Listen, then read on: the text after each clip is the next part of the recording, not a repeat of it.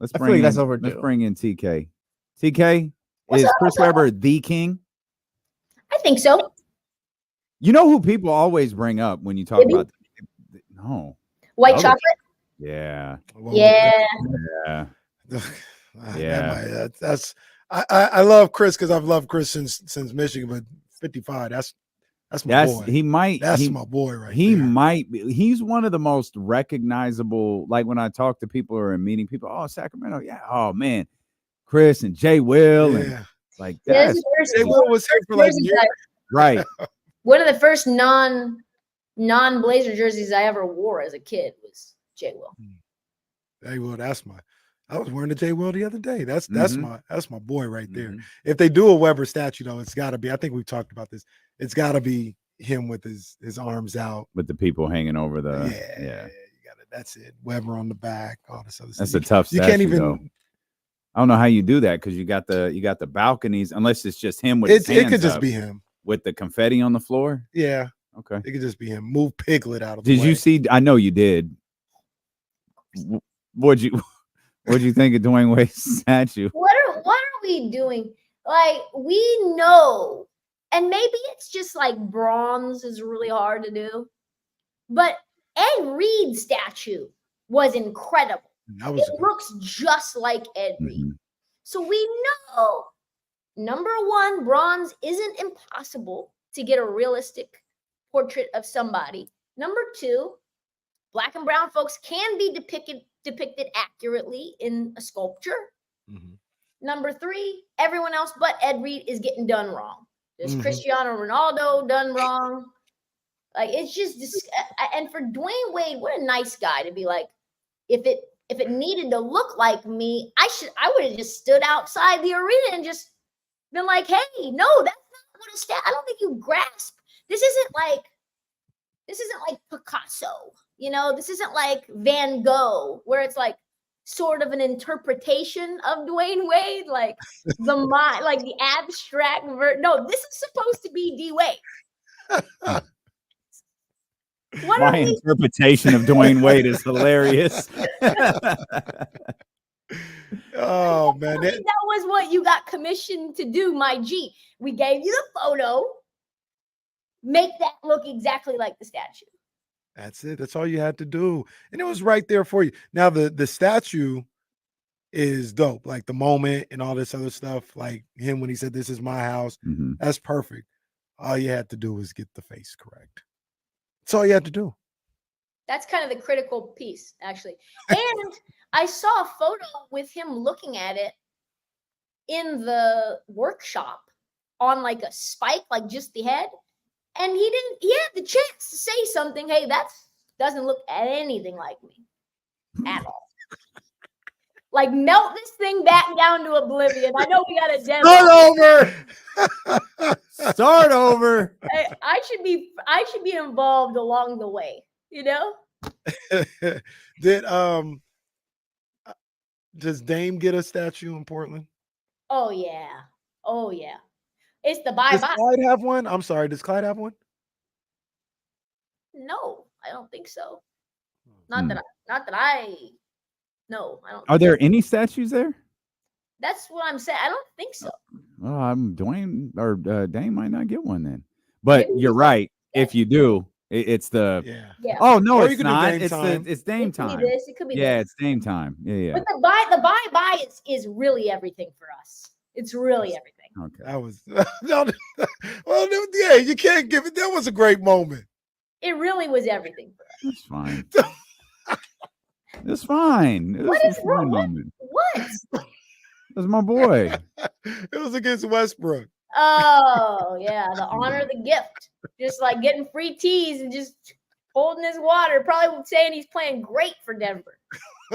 Oh, that's what we're doing? Oh, we're doing that? Okay. I know you pay for those teas. Oh, no, you've already started a rumor. It's out there now. Nobody listened to my dumb ass, okay? Like, nobody. I'm just clowning around, and everybody in the chatty house, don't take me seriously. Dame's about his business. He is an integrous creature. That's That's Is there any I forget who statues? said integrous. I forget who it was. Where I was like, that's not a word. I don't think that it is, No, but No, sounds- it's not. I Yeah, forget. okay. I forget what celebrity. Forget what celebrity said that, but sounds like Charles Barkley. something no, like. it's- But is there any statues in front of Jerry's World? I haven't been there in I don't like Hmm. maybe 8 or 9 years. No, I don't They think have, we did one. they have the catch in front of Levi's, Montana and Clark. That's pretty cool. Yeah. I mean, they got helmets on, so you don't really see their face, but it's a cool little something to have. It's kind of odd because they're separated. Like you're way over here, you see Joe Montana with his hands up, and then you get way over here and you see, oh, there's Dwight Clark, and you kind of forget they're connected, but it's cool. It's whatever. Kobe obviously has his statue that came out well. You know what they did, and they did wrong other than the typos. at Levi's is they put all the statues in the museum.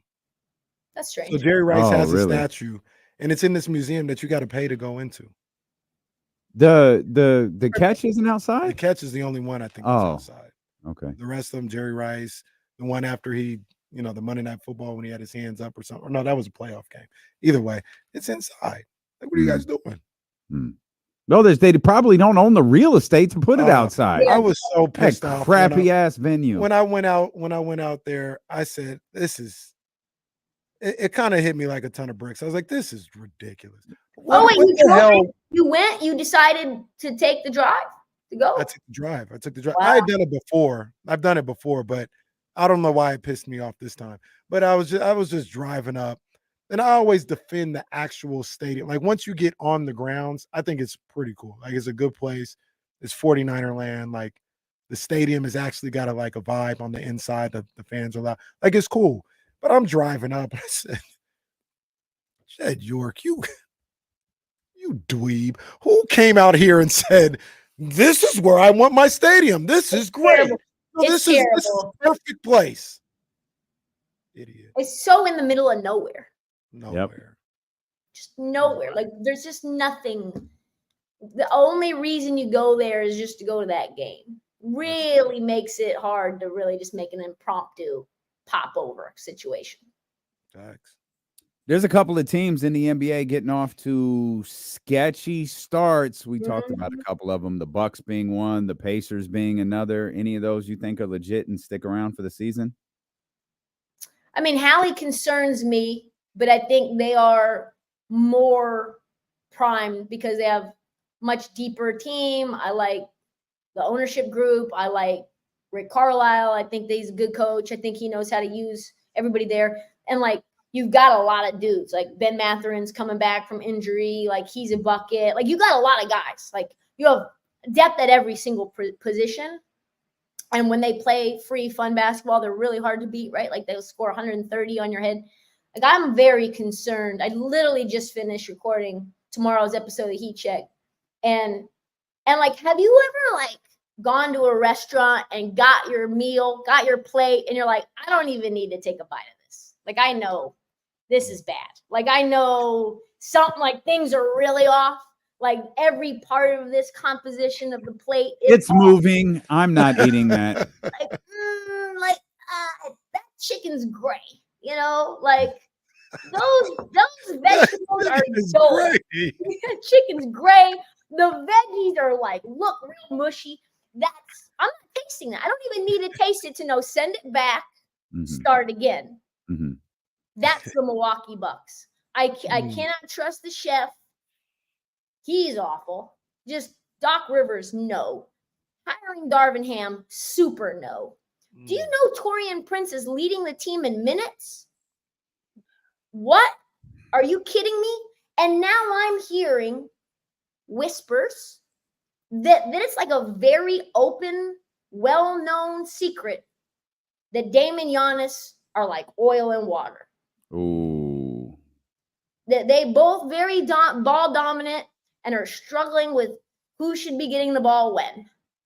Both become superstars based on having the ball in their hands. Now you're getting veiled shots from both of them about one another. You got Dame saying, hey, we got to learn to hold each other accountable. And that's not screaming at each other the whole time. That's saying what's going on, openly communicating at all times. And then you've got Giannis being like, we don't have an identity. Are we even going to play defense for 48 minutes? Are we going to share the rock and move it around for 48 minutes? We have no identity. That is the most subtle sneak diss from both that you could. I don't get it. It's not working. Yeah, can I ask you something real quick? How Am much I are you enjoying it? Yes, thank you.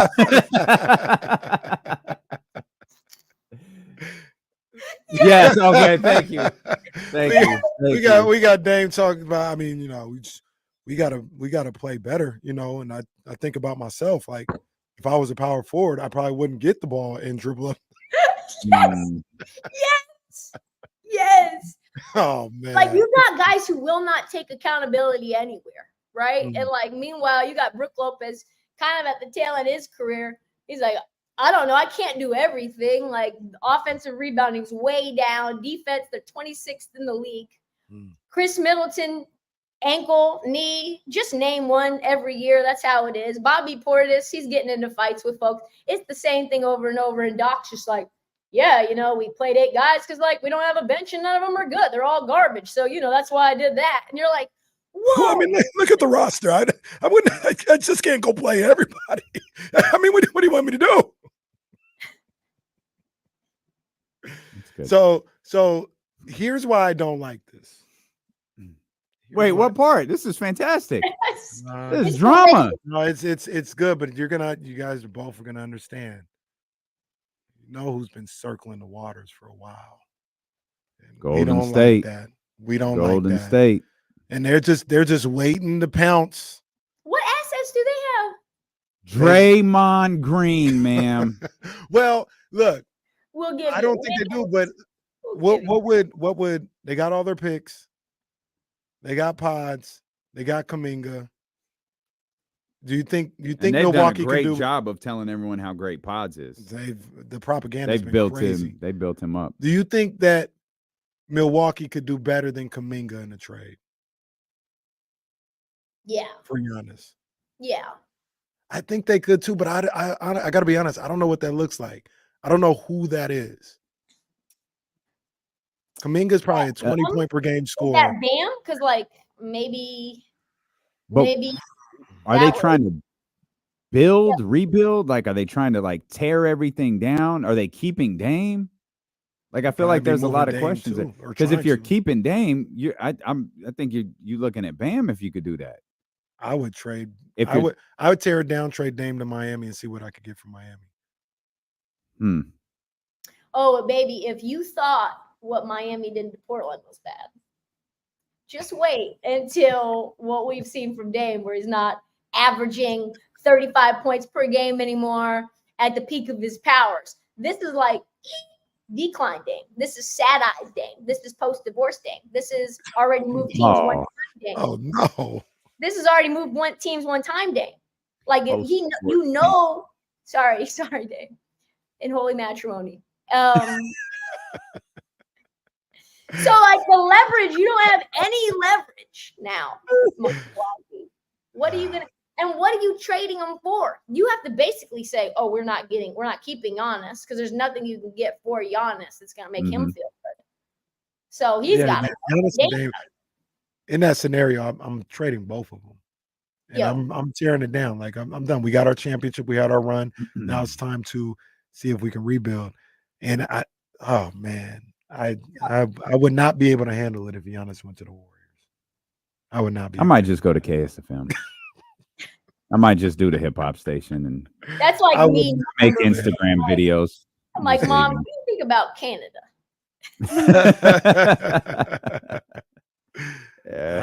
Yeah, Giannis is here. I'm out. I'm just leaving the whole industry. Yeah, like this is D'Lo and KC in Vancouver, Canada. You know, one time I went to Vancouver, Washington. Went to Vancouver, Washington one time. Basketball tournament. Okay. Didn't make it all the way up to Canada. Cold? No. It was like April. So it's literally Portland. It's literally Portland. I've only been to Portland once, and it was for a day. Wow. That's it. Same. Tough. I got to get up there. Sorry, Trysta, for tagging you, but it's all love. It's a sign of respect when I tag you. in one of the post game. So have you done that video multiple times, or do you use the same one over and over? Oh no, it's the same video. I love just put different tags. Yeah, have you ever seen the football one? Uh-uh. The football one is extra special because if you look closely, you'll see the hoodie that he's wearing had to get digitized because of recent scandals. Oh no! But you don't even have to squint to see what cursive writing it is. It's just, you know, I had to get Is that it out of Sean there. John? Well, we didn't. Well, we don't use those terms anymore, but it is. SJ? Yeah, I had to get that out of there. Shout out to my guy John Bull. He made it happen. But yeah, but there may be new videos coming. We're working on that. Yeah, we're working on that. New videos of you? Yeah, same premise, but a new, got it. You know, partner maybe. New partner. I love that. Phoenix and LA both 3-1. We saw Phoenix beat LA last night. I think we've already seen LA beat Phoenix. That's the second time they played, isn't it? Yeah. Yes. You buying either one of those teams at that clip? Yeah, I think I'm buying the Lakers. Are you really? I think I am, man. It's really tough for me to even say. Because like as much joy as I feel from the Milwaukee Bucks struggling, that's how much pain I feel with the Lakers' competency. Not just competent though, like fun. That offense is fun. It's the first time we've seen really a LeBron offense in LA that I enjoyed watching. Everybody's moving at all times. D'Angelo Russell is finding ways to be effective. Anthony Davis is like the fulcrum of the offense. They're getting easy looks.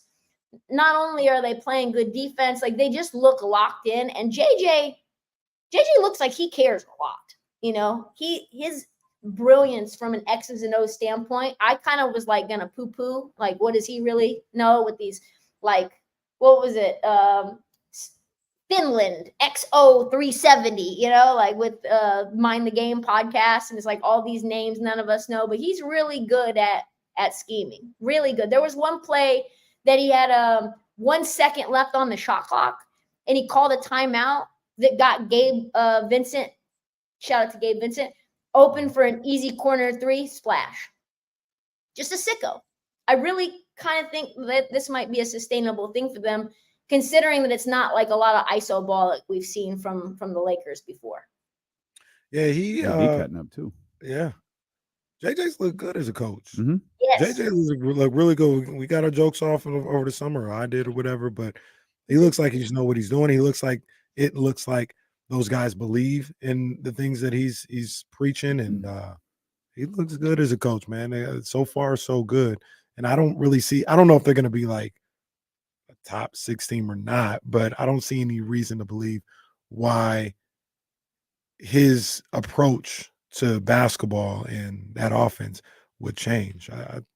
He might be a pretty good coach. And I also think what we don't really consider enough is the accountability that the coach will take on themselves when they don't win games, and also like how much they care in game and how much they make adjustments. He has all 3 of those. Darvin Ham had none of those. Like he was never holding himself accountable. Remember, he was like, how can I play certain guys when they go 10 game stretches with essing the bed? What? What did you say? I thought that was like a NBA send tell. No, like he really said that. He would be on the sideline, or like on the sidelines with his hands in his pockets, doing nothing, no adjustments, no rotations, no changes, nothing, except for the fact that he kept changing the starting 5, even though we knew what the best starting 5 was.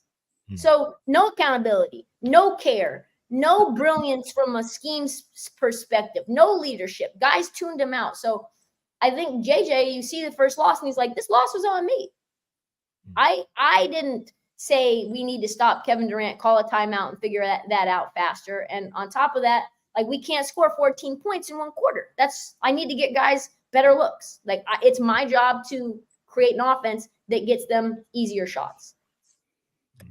You mentioned the next Heat Check podcast that is on the way out without mentioning the Heat Check podcast that is out right now. You told us about it last week. I think it's the longest podcast you've ever done, but you previewed the whole thing in talking about the WNBA with us. last week, and it's a really good podcast that I saw, as you posted, gained a lot of traction throughout those who support the W. And the whole premise of it is the idea that this league doesn't make money is starting to feel a bit foolish. As Emma agrees, like, this is ridiculous to think that the W doesn't make money. Meanwhile, TK, we're seeing coaches all over the league get fired, including ones that I actually thought were pretty good, like Stephanie White. We saw Christy Sides get fired. I think a total of 7 WNBA coaches have been fired this season / off season. What is going on? I think what you make of that is that clearly teams are caring more, right? Like, they want to find the right team for their personnel. So I think Stephanie White probably goes to the Fever. I've heard rumors of her being the head coach, Lisa Bluter, the former Iowa coach, being on her staff, and Cheryl Miller also being on her staff, which I think would be fire. Those are all big supporters of Caitlin. They want to run an offense around her.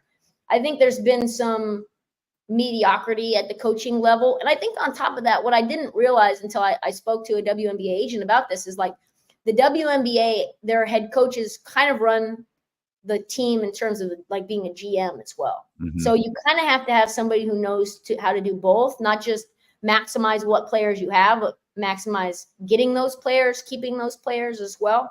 So I think that's a piece of it. But, like, what is really bothering me is how I had on one of the leading economist for women's sports. And he has dug in more than anyone has ever dug in, so much so that he's written a book about the profitability of the W. Wrote for Forbes for many years about all sports, NBA included. And as he was writing for Forbes, every time he wrote anything about the W, the NBA came to all the Forbes writers and make sure you let everyone know in your article that the WNBA is losing money. That's strange. So I have him on.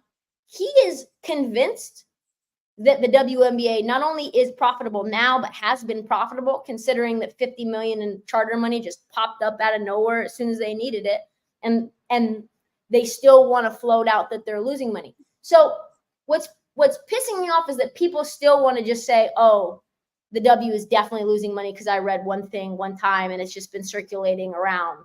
And so you, Trysta, you don't have any evidence that they're making money. And it's like, well, nobody has any evidence that they're losing money either. But what we do know is that the Liberty are worth $200 million now. And they were worth $10 million 5 years ago when they bought the team, when the Size bought the team from James Dolan.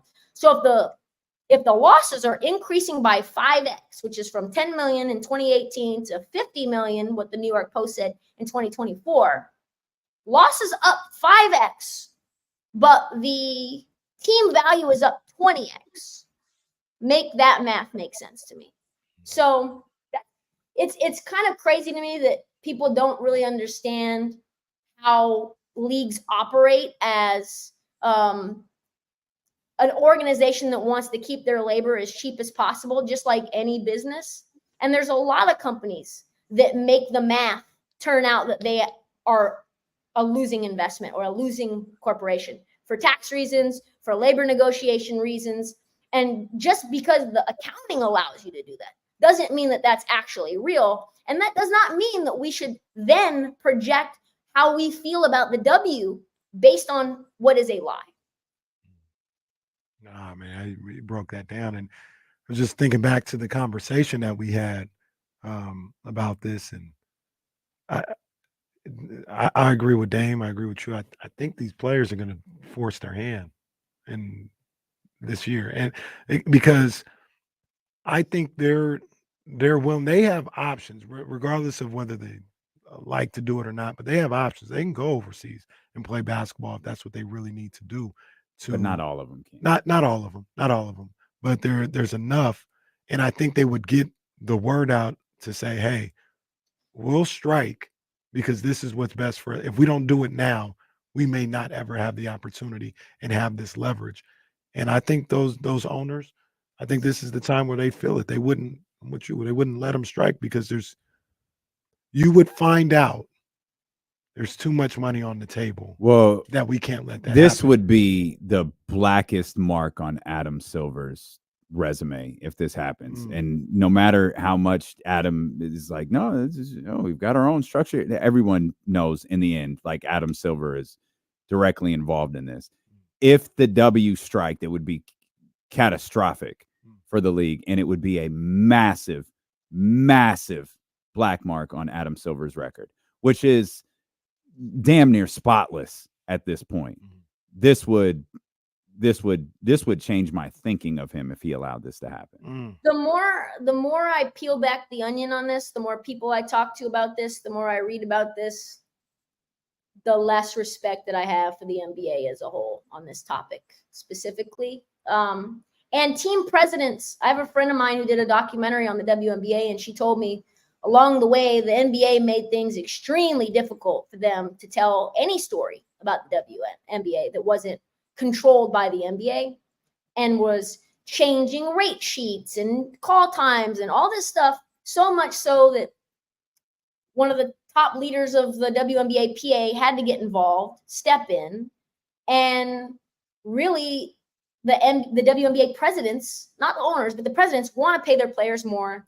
They want to be open and transparent because there's the vested interest into doing that. But there's no vested interest from the NBA side. And there's definitely no vested interest from the WNBA owners side. So it's fascinating to me. And what really is also bothering me too is like, I know that this doesn't really connect maybe to certain people, but to me it does, which is like, I don't know if you saw what Shaq did to Angel Reese and what he said to her on her podcast about how basically the start of it was essentially that the WNBA is not compelling as it is right now, and that changes need to be made to the structure of the league, which I think is BS. One of the things that he thinks you should do is lower the rim. That's an old man idiotic take.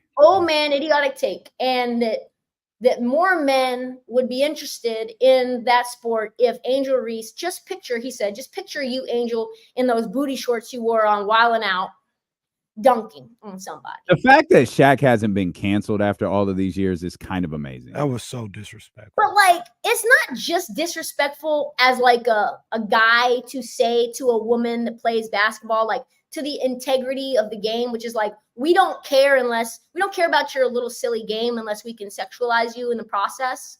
But number two, like, this is a guy who said he was like her father.